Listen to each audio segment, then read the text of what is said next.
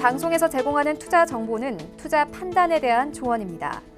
방송에서 제공하는 주식의 가치, 가격 상승 및 가격 하락에 대해서는 방송사에서 보장하지 않습니다.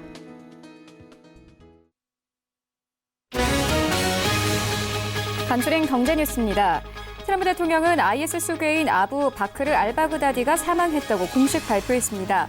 트럼프 대통령은 현지 시간으로 27일 백악관에서 직접 발표한 성명을 통해 이같이 밝혔습니다. 로이터 통신 등은 이번 작전을 위해 트럼프 대통령은 미군 특수부대를 투입했으며 알바그다디는 자살폭탄 조끼를 터뜨려 스스로 목숨을 끊었다고 전했습니다. 홍콩 주말 시위가 21주째를 맞은 가운데 시위 참여 인원이 크게 줄어 홍콩 시위 사태가 점차 소강 상태로 접어드는 것이 아니냐는 분석이 나오고 있습니다. 홍콩 사우스차이나 모닝포스트는 홍콩 침사추이 지역에서 집회가 있었지만 시위대 인원은 수천 명 수준에 불과해 이전보다 시위 참여 규모는 크게 줄어들었다고 보도했습니다. 중국 공산당의 전체적인 정책 방향을 결정하는 제19기 중앙위원회 제4차 전체회의 4중전회가 오늘 시작됩니다. 이번 회의는 시진핑 주석 집권 2기 반환점을 지나는 시점에 열리는 것으로 집권 전반기를 평가하고 후반기 중국당 지도부의 정책 방향이 결정될 것으로 예상됩니다. SK 100% 자회사인 SK바이오팜은 25일 한국거래소에 유가증권시장 상장을 위한 예비심사 신청서를 제출하고 기업 공개 절차에 돌입했습니다. 현재 SK바이오팜은 중추 신경계 및 항암 분야를 중심으로 혁신 신약 개발에 집중하고 있으며 총 8개의 파이프라인을 보유 중입니다.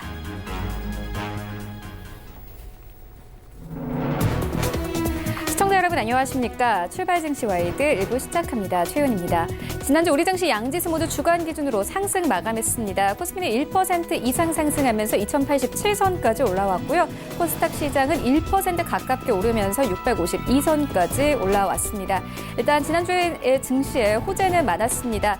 미국과 중국의 무역 협상이 진전을 보이고 있는데요. 미국의 문우신 재무장관은 중국에 12월에 부과하기로 했던 추가 관세를 연기할 수 있다 이렇게 밝히면서 시장이 크게 힘을 받았습니다. 더불어서 3분기 실적도 좋았기 때문에 시장의 투자 심리가 살아나는 모습이었습니다. 이러한 같은 이유로 뉴욕 증시 3대 지수도 모두 주간 기준으로 상승 마감했습니다. S&P 500 지수는 사상 최고점에 거의 근접한 상황인데요. 이런 시장 상황들 출발 증시 와이드 1부에서 정확하게 알아보도록 하겠습니다. 네, 오늘 신승용의 시그널 나올 시간 준비되어 있습니다. 이번 주 29일과 30일에 FOMC가 예정되어 있습니다. 금리 인하는 확실시 되고 있는데 함께 시장 상황과 엮어서 살펴보도록 하겠고요. 이어서 이 인텔의 주가가 지난주 금요일에 실적 호조에 힘입어서 8% 이상 급등했습니다. 우리 시장에서도 함께 반도체 업황이 바닥을 찍고 반등할 것이라는 기대가 나오는데 함께 짚어보도록 하겠습니다. 출발 증시 와이드 1부 지금 출발합니다.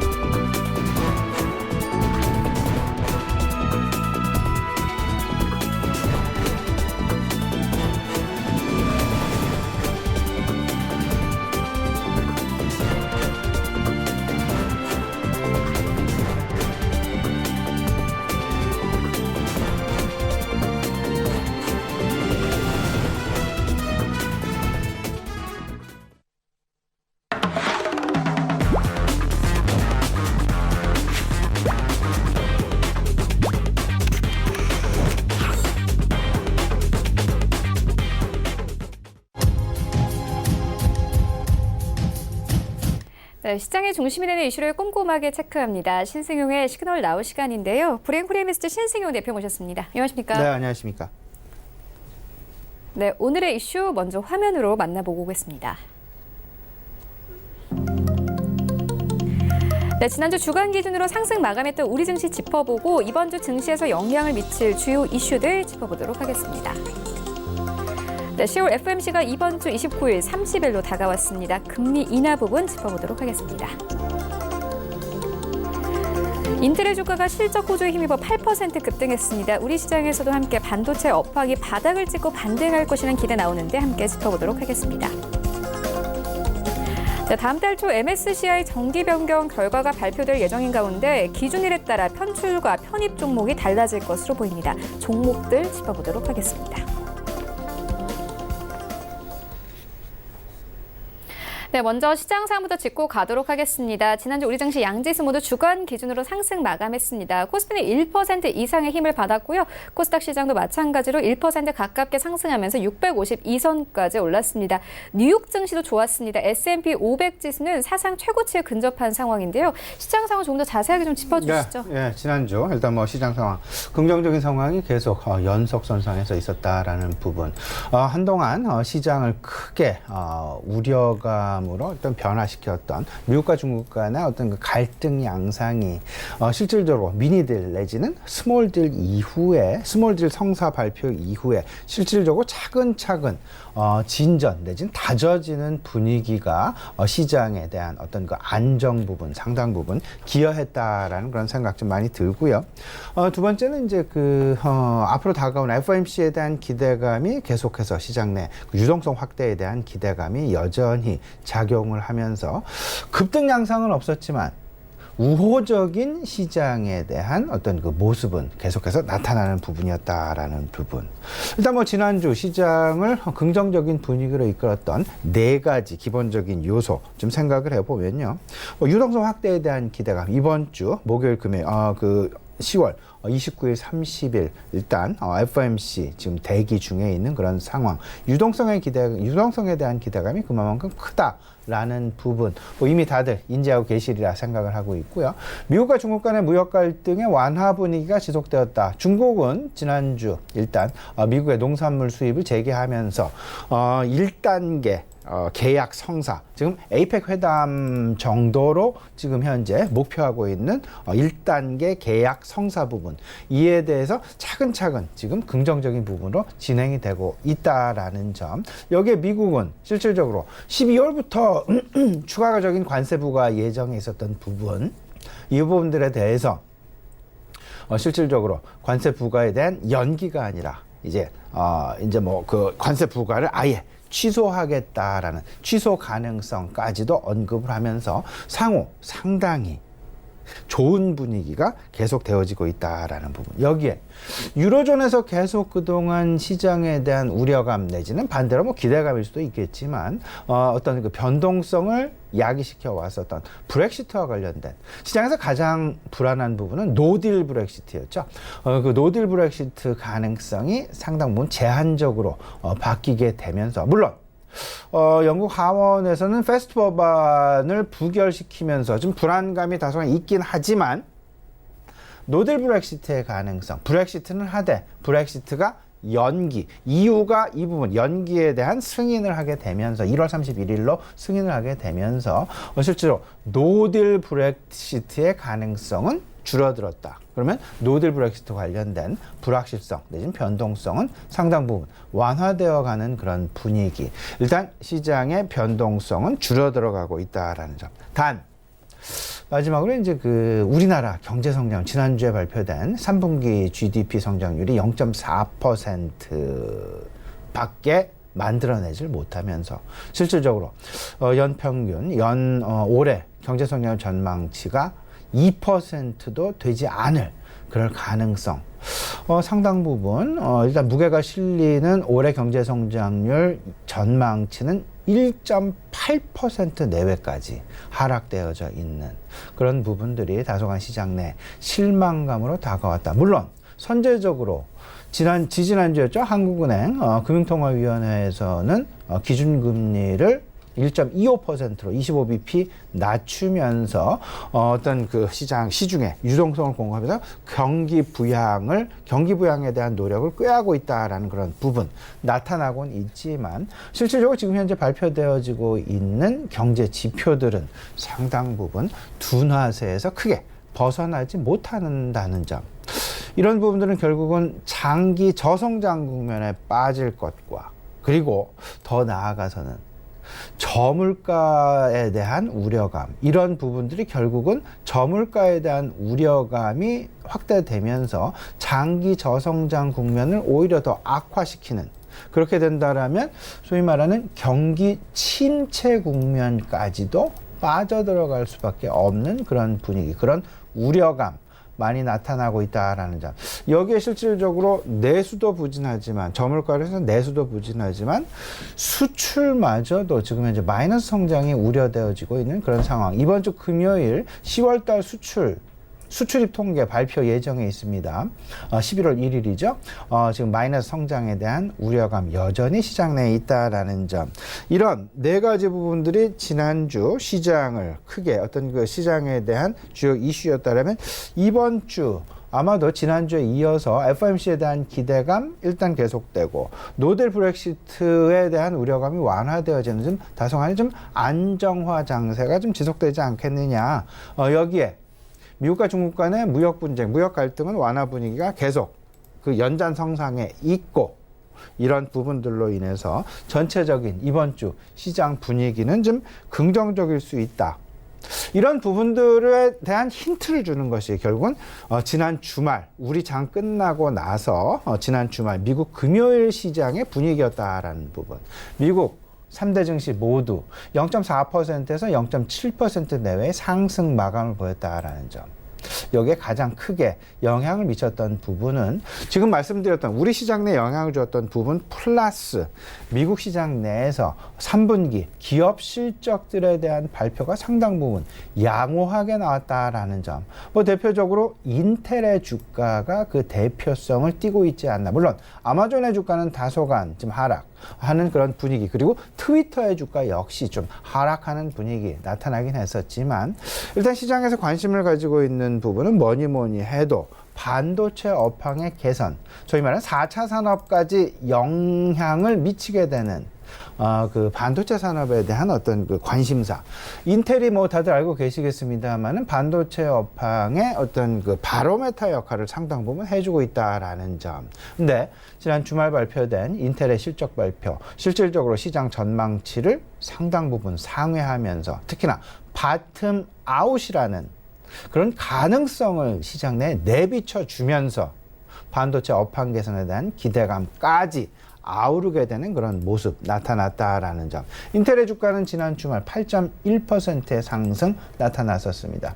잠시 후에 제가 조금 더 자세히 말씀을 해드리겠지만, 이런 기업 실적의 양호한 부분들이 미국 어떤 지난 주말에 분위기를 상당 부분 호전시키는 그런 모습, 이 호전을 이어가게 하는 그런 분위기 만들어냈다라는 점.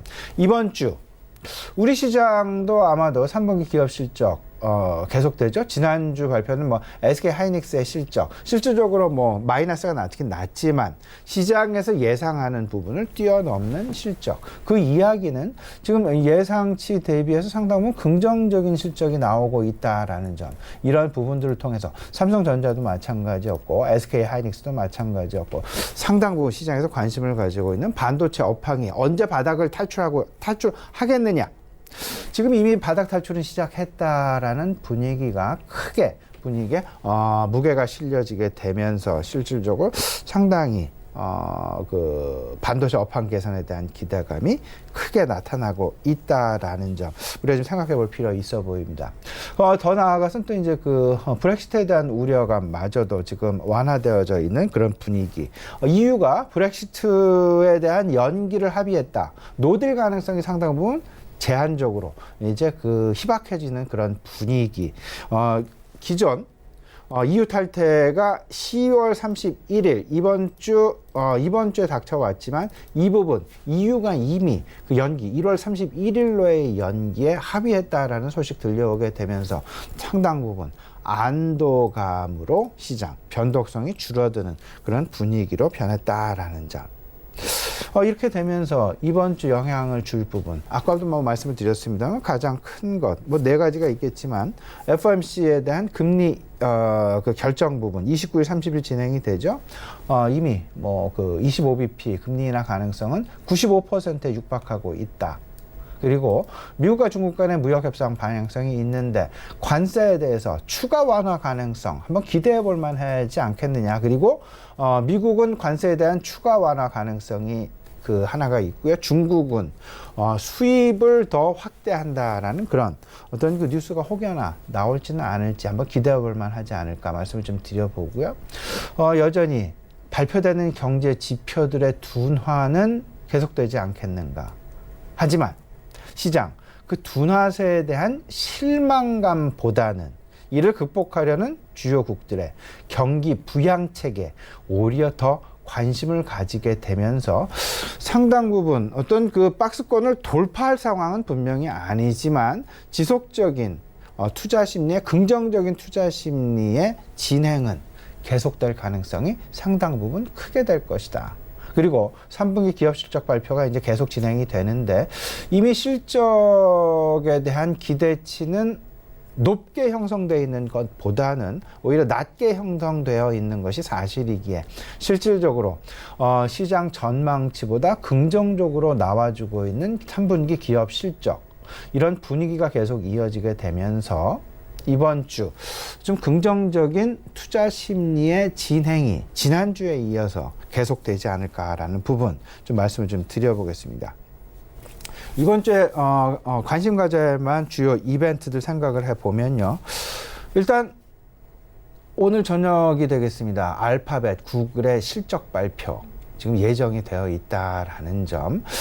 오늘 있을 국제 이벤트 중에서는 아마도 뭐 달러스 연준 제조 활동 지수도 있고 그 중국의 사중전에 오늘부터 이제 31일까지 진행이 돼서 시작이 된다라는 그런 부분도 있겠습니다만은 가장 눈여겨볼 부분은 뭐니 해도 구글의 실적 발표가 아닐까라는 부분 말씀을 좀 드려보고요.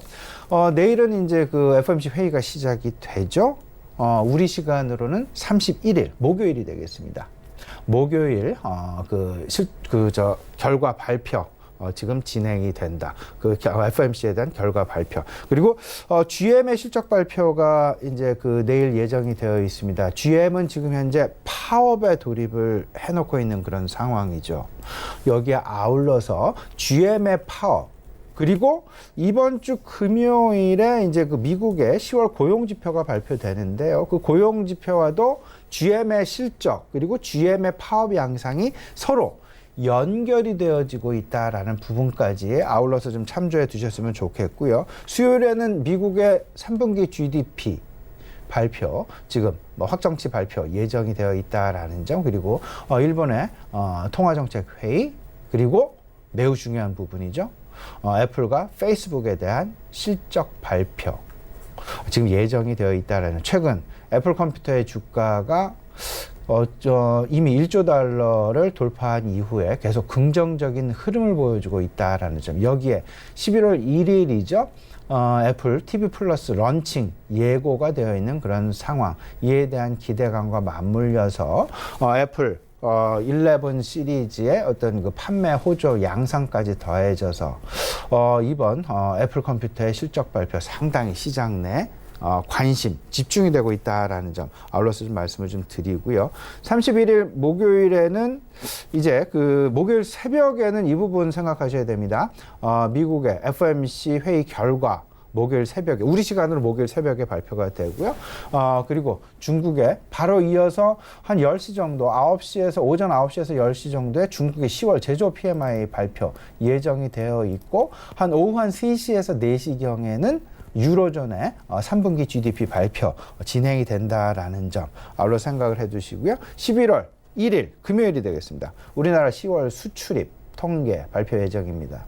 네, 조금 좀 마이너스 성장에 대한 실망감 좀 나오지 않을까라는 그런 생각 좀 많이 들고요. 그리고 바로 이어서 10월에 그 중국 차이신 PMI 지표 발표 예정, 그리고 그날 저녁 미국의 ISM 제조업 지수, 그리고 특히나 우리가 좀 관심을 가져야 될 부분, 고용 지표, 미국의 고용 지표 발표가 된다라는 점.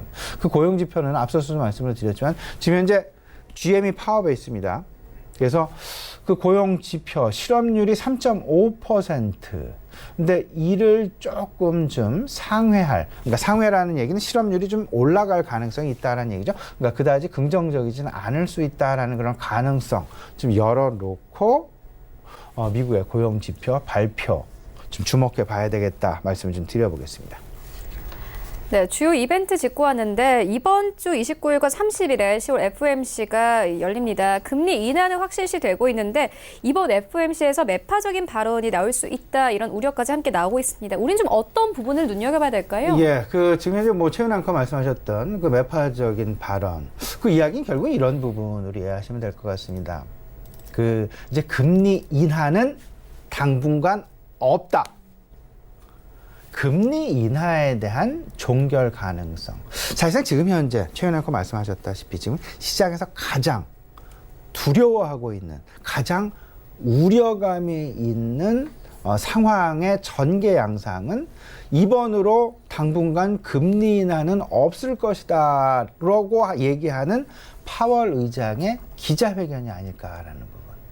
그런 부분이 없다라면 시장은 아마도 파월 의장의 기자회견 에 대한 기대감 계속해서 지속해 나갈 것이다라는 부분.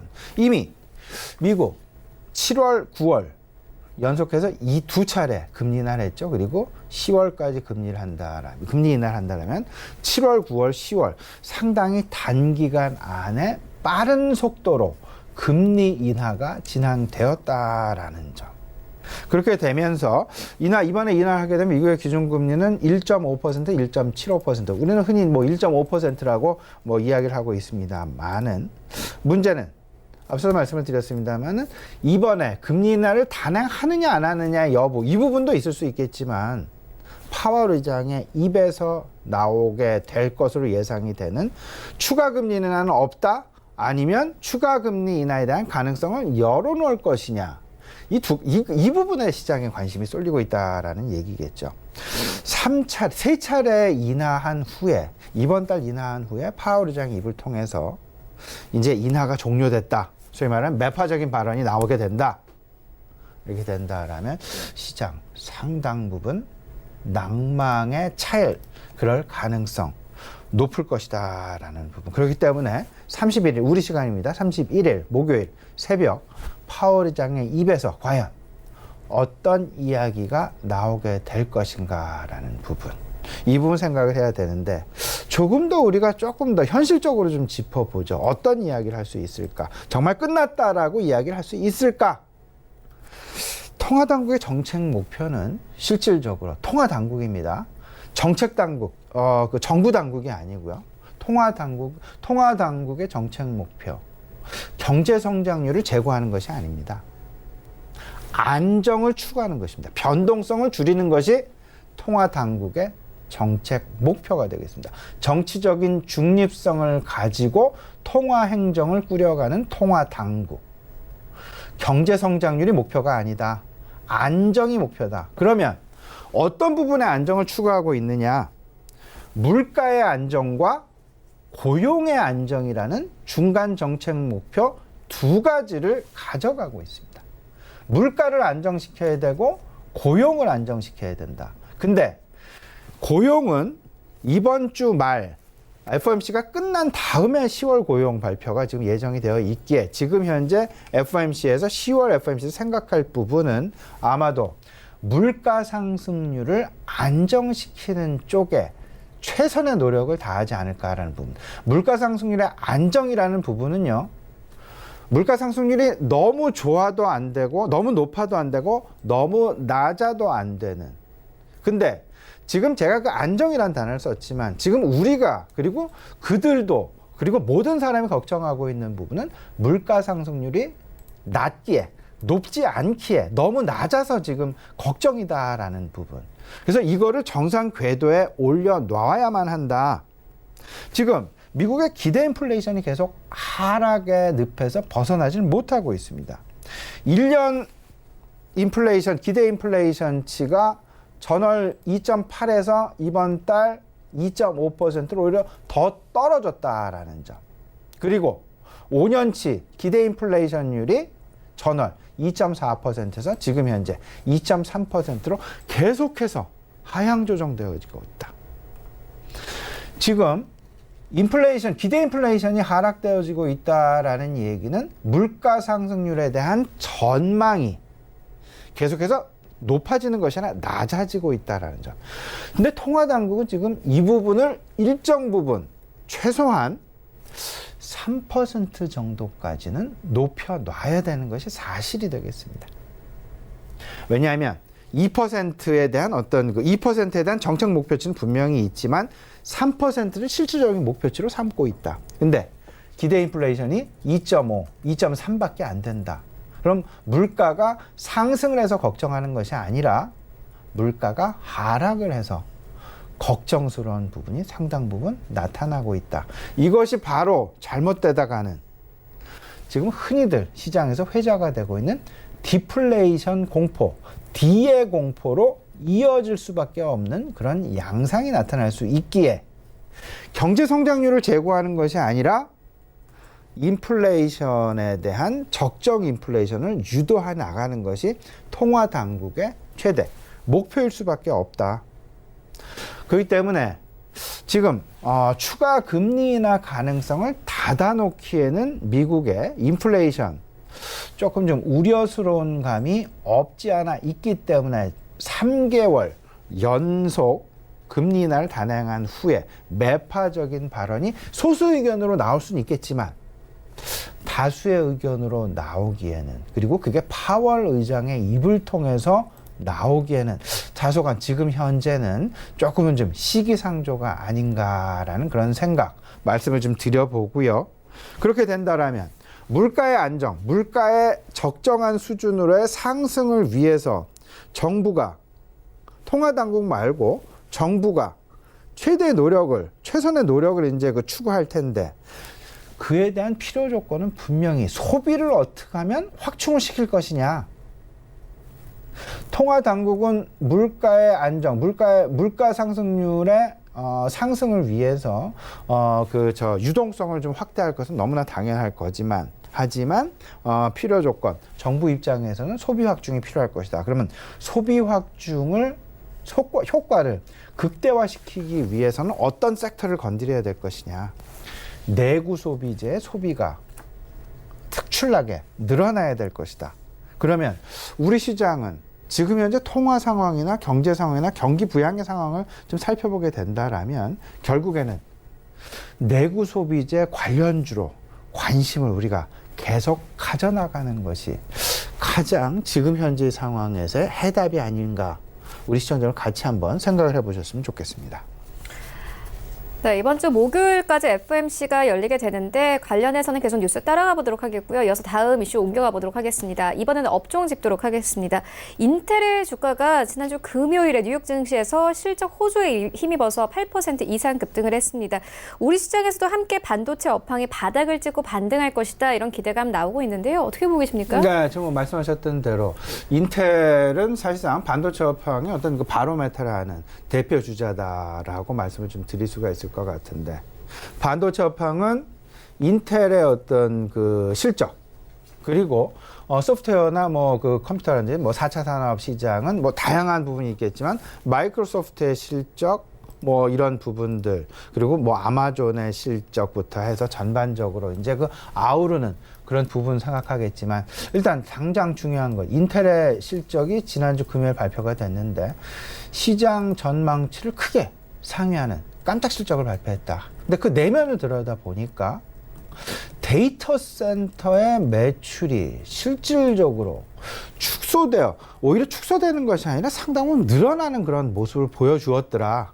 그러면 데이터 센터는 무엇이냐? 클라우드 컴퓨터라고도 볼 수 있을 것 같은데, 데이터 센터, 그만큼 반도체 수요를 확대시키는 어떤 그 시금석이 되는 그런 부분이다라고 보실 수 있을 것 같습니다.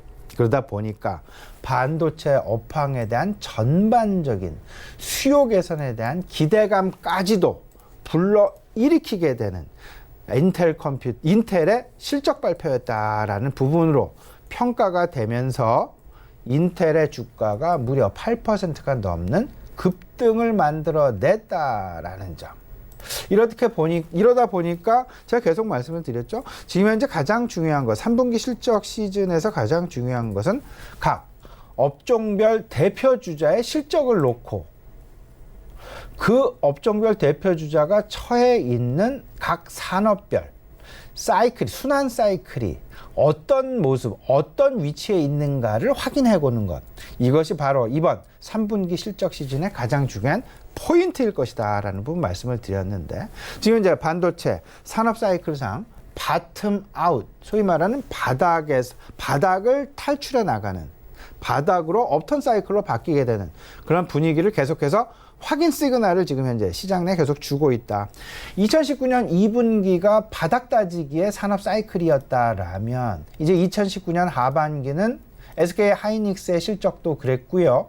삼성전자의 반도체 업종 실적도 그랬고요. 바닥을 탈출해 나가는 그런 분위기, 본격적인 반등의 업황의 반등 시작 국면은 2020년 상반기가 될 것이다 라는 그런 가능성이 각 관련된 업종의 어떤 그 업황 내지는 실적 발표를 근거로 해서 하나 둘씩 지금 이제 시장 내 계속해서 신뢰 내지는 확신을 주고 있다라는 점. 실질적인 반도체 업종의 업황 반등이 시작되는 2020년 상반기.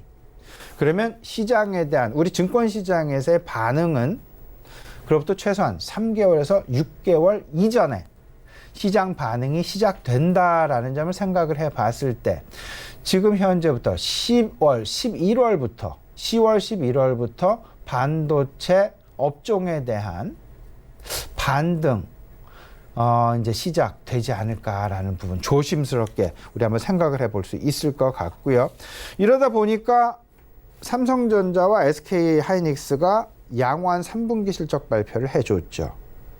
그러면 이제 그 반도체 업황 사이클이 확실히 업턴 사이클로 진입했다라는 그런 확인, 신뢰 나타나게 되면서 이에 맞물린 산업들을 우리는 또 눈여겨봐야 될 것이다. 결국은 장비주 그리고 소재주 관심을 가져야 될 것 같은데, 장비주는 통상적으로 업턴 사이클이 시작되기 이전에 반도체 설비 투자에 선제적인 움직임이 나타난다.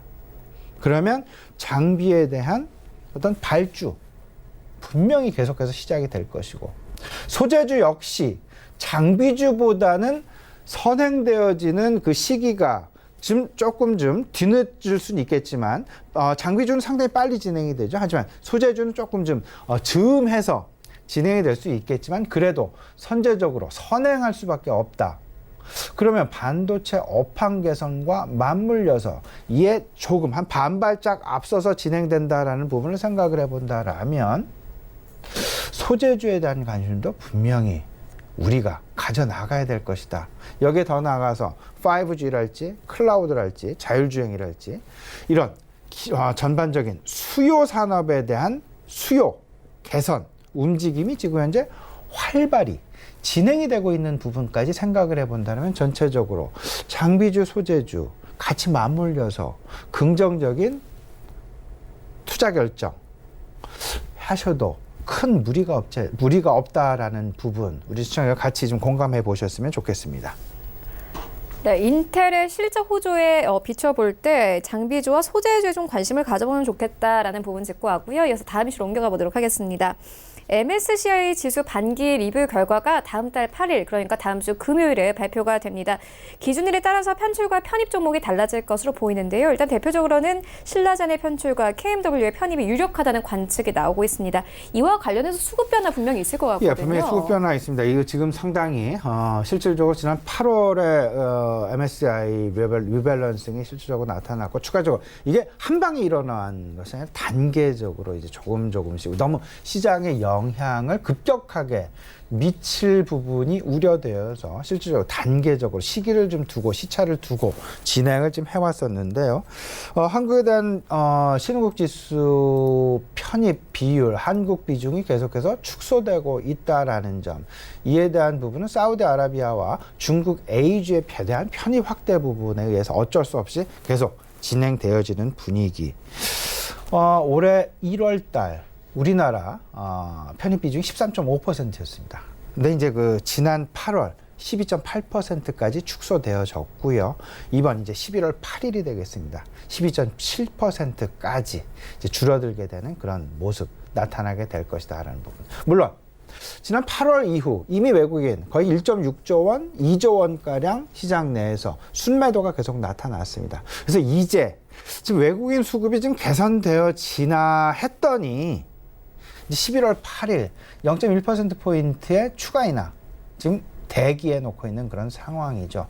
수급 그다지 분명히 녹록하지는 않을 텐데 그래도 과거 지난 8월에 나타났었던 0.3%포인트 인하 시기보다는 그래도 조금은 좀 큰 폭, 그러니까 뭐 1조 원 이상의 추가 매도 가능성은 좀 상당 부분 제한적이다. 따라서 시장의 관심은 오히려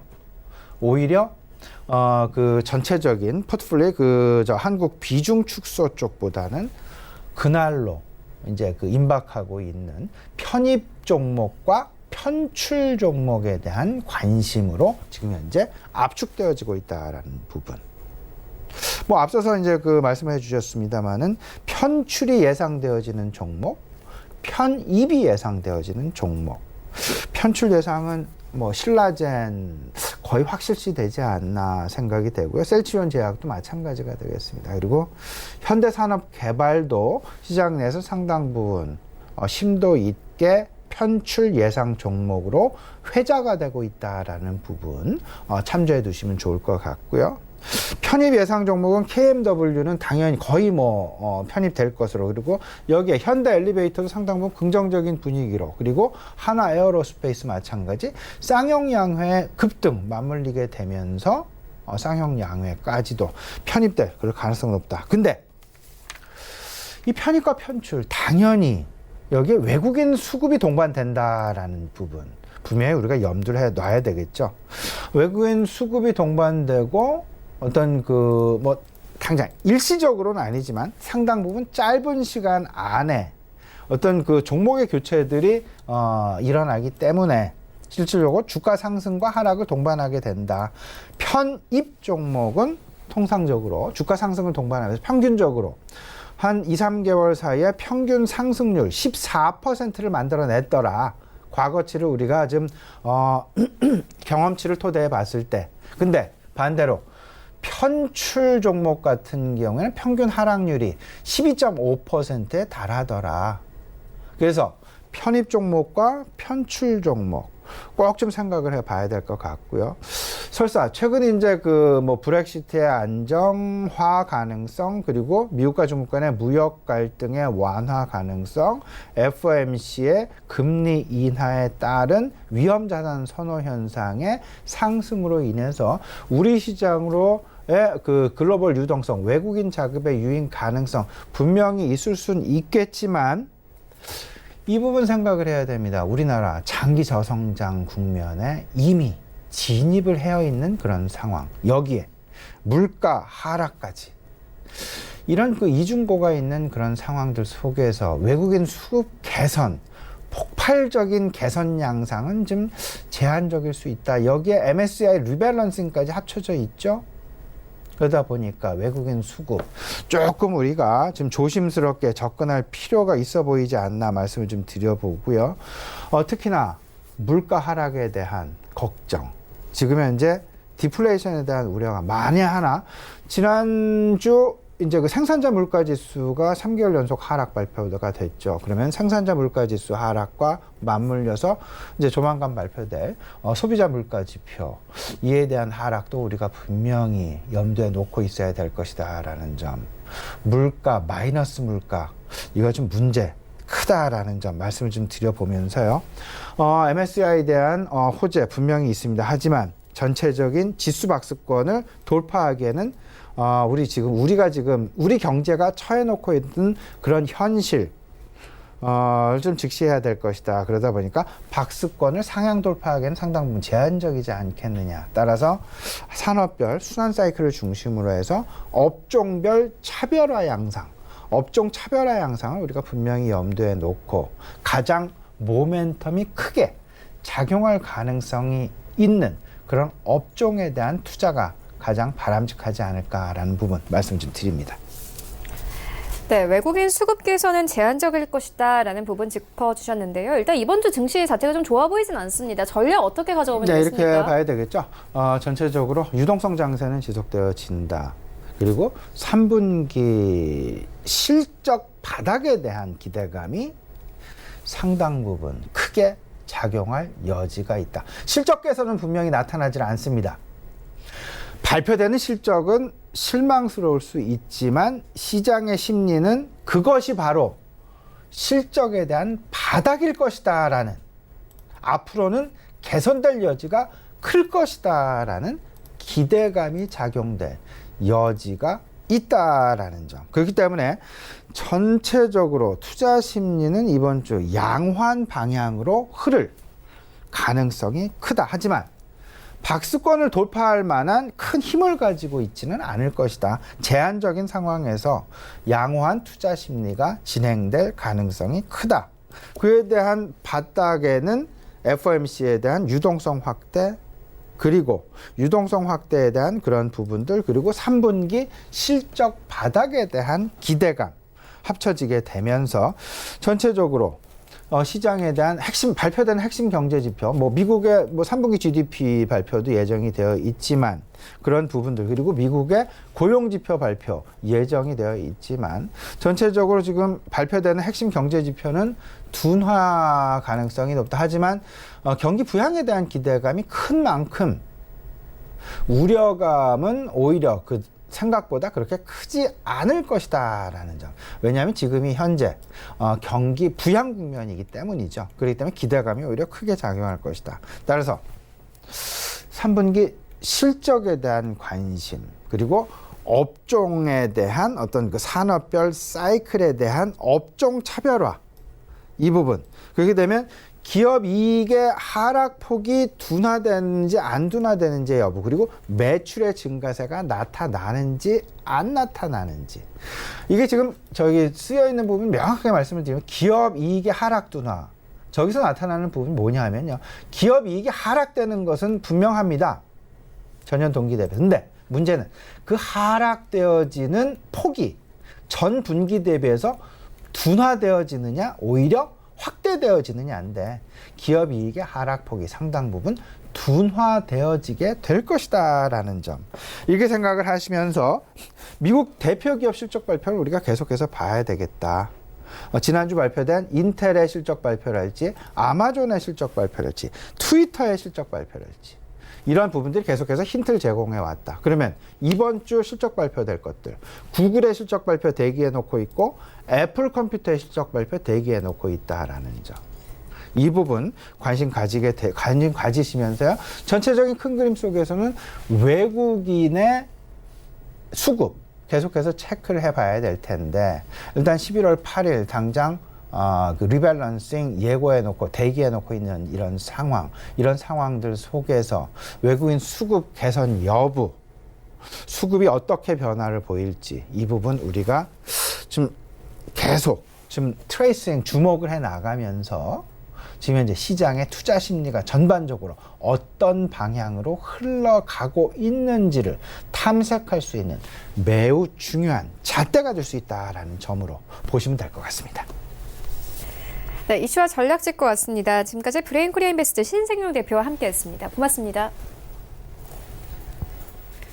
네, 1부는 여기서 모두 마치도록 하고요. 잠시 후 2부에서는 전문가들과 함께하는 라이브쇼 라이브 매매타임이 이어집니다. 여기에 더해서 오늘장에서 이슈몰이라고 있는 특징주까지 꼼꼼하게 살펴봐 드리겠습니다. 채널 고정해 주시고요. 저희는 잠시 후 2부로 다시 찾아오도록 하겠습니다.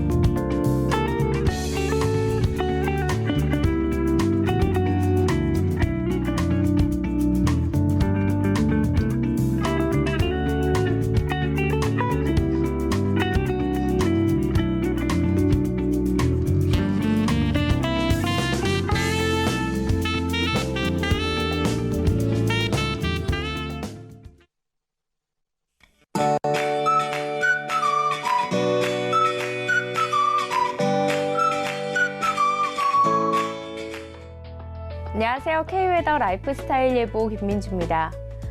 오늘 아침 출근길엔 옷을 든든히 입으셔야겠습니다. 서울 7도, 대전 5도, 대구는 4도로 시작하고 있는데요. 이에 따라 새벽부터 아침 사이 내륙을 중심으로는 서리가 내리고 얼음이 어는 곳도 있겠습니다. 한편 오늘 중부지방은 오후부터 점차 흐려지겠고 밤부터는 비가 오겠는데요. 예상되는 강수량은 서울, 경기와 강원 북부에 5에서 10mm가 되겠고요. 그 밖에 충청도와 전라도, 강원도는 내일 자정부터 5mm 내외가 되겠습니다. 오늘은 서해상에 위치한 고기압의 영향을 받다가 오후부터는 북쪽을 지나는 기압골의 영향을 받겠고요. 오늘 밤부터 내일 오전까지 경기 서부와 충남, 전라도 서해안을 중심으로는 옅은 황사가 나타나는 곳이 있겠습니다. 다음은 자세한 지역별 날씨입니다. 중부지방 큰 일교차에 유의하시기 바랍니다. 대전의 아침 기온 5도로 시작하고 있는데요. 낮에는 19도까지 오르겠습니다. 동해안 지역 저녁부터 흐려지겠습니다. 낮 기온은 속초 18도, 강릉 19도로 선선하겠습니다. 남부지방은 대체로 맑겠습니다. 낮 기온은 광주와 대구 19도, 부산은 20도가 예상됩니다. 서해상은 점차 흐려져 비가 오겠고 바다의 물결도 4m까지 매우 높게 일겠습니다. 항해나 조업하는 선박은 발표되는 기상정보를 참고하셔야겠습니다. 비가 그친 뒤 당분간 대체로 맑겠지만 일교차가 10도 이상 크게 벌어지겠습니다. 건강관리를 잘해주시기 바랍니다. 날씨였습니다.